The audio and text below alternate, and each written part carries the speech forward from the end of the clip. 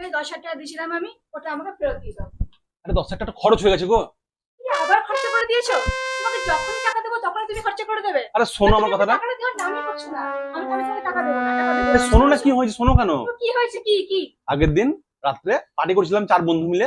তো কি হয়েছে, ওই পার্টিতে একটা কথা উঠলো যে যার বউ সব থেকে ভালো সুন্দর হবে তাকে পার্টির পুরো টাকাটা পেমেন্ট করতে হবে। তো কি হয়েছে, সবাই মিলে পার্টি শেষ করার পরে মোবাইলে একটা ছবি দেখাচ্ছি নিজের বউদের। তো দেখলাম যে আমার বউটা সব থেকে বেশি সুন্দর হয়েছে। ব্যাস, টাকাটা পুরোটা আমারই চলে গেল। ছি ছি ছি ছি ছি, খুব বাজে হয়ে গেল গো। কে বলেছো তোমাকে এতটা সুন্দর হতে? ফালতু সুন্দর হতে গেলে তুমি এত, আমার 10,000 টাকা চলে গেল। ছি। ঠিক আছে ঠিক আছে।